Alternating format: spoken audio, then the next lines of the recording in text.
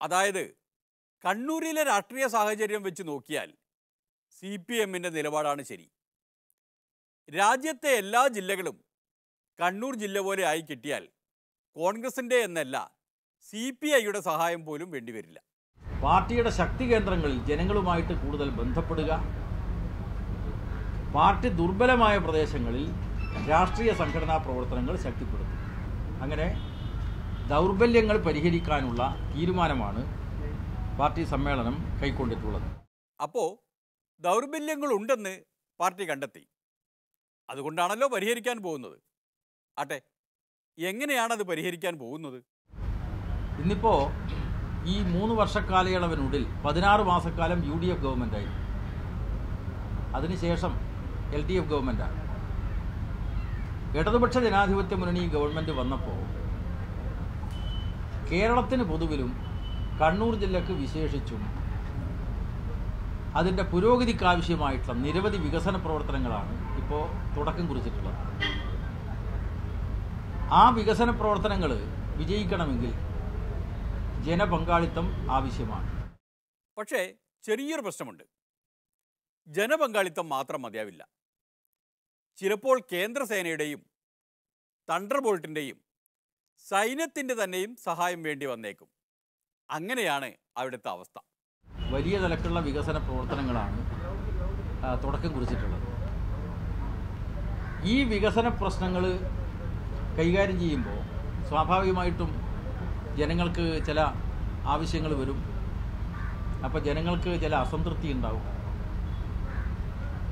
ഈ വികസന ആവശ്യങ്ങൾക്ക് വേണ്ടി ഗവൺമെൻറ് നടത്തുന്ന ഇടപെടൽ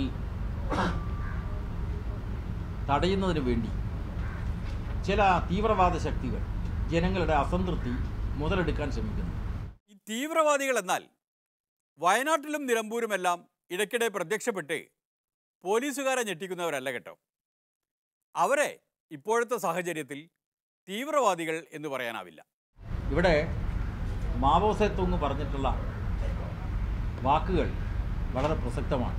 മാവോ പറഞ്ഞത് ശത്രുക്കൾ നമ്മെ ലക്ഷ്യമിട്ടിരിക്കുന്നു. അത് തെറ്റായിട്ടുള്ള കാര്യമല്ല, ശരിയായ കാര്യമാണ്. അപ്പോൾ ശത്രുക്കൾ നമ്മൾ ലക്ഷ്യമിട്ടിട്ടുണ്ടെങ്കിൽ നമ്മൾ നടത്തുന്ന പ്രവർത്തനം ശരിയാണ്. മാവോയുടെ വാക്കുകൾ പ്രസക്തമാണ് എന്ന് അംഗീകരിക്കുന്നവരാണല്ലോ മാവോയിസ്റ്റുകൾ. മാർക്സിസം ലെനിനിസത്തോടൊപ്പം മാവോയിസം കൂടി ചേരുമ്പോഴാണല്ലോ ഒരു കമ്മ്യൂണിസ്റ്റ് പാർട്ടി സമ്പൂർണ്ണ വിപ്ലവ പാർട്ടി ആവുന്നത്.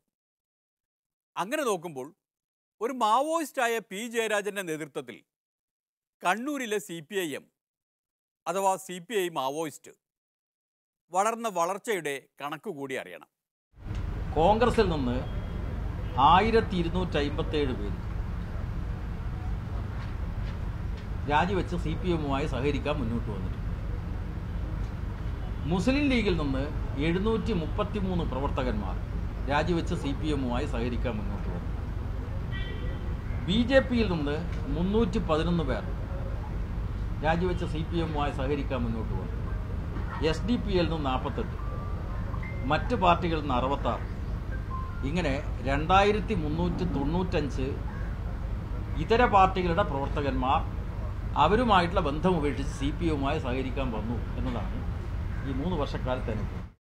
ഇങ്ങനെ വലിയ തോതിൽ മറ്റു പാർട്ടികളിൽ നിന്ന് പ്രവർത്തകർ ഇടതടവില്ലാതെ CPMലേക്ക് ഒഴുകുന്ന സാഹചര്യം കണക്കിലെടുത്ത് ഇനി വരാനുള്ളവർക്ക് വേണ്ടി ചില സൗകര്യങ്ങളൊക്കെ ഒരുക്കുന്നുണ്ട്.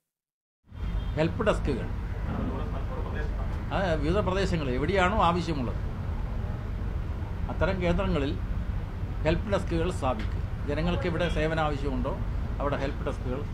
എങ്ങനെയാണ് ഒരു പാർട്ടി ജനങ്ങളുടെ പാർട്ടിയാവുന്നത് എന്ന് മനസ്സിലായില്ലേ? പൊളിമിക്സിന് മനസ്സിലായി, ശരിക്കും മനസ്സിലായി.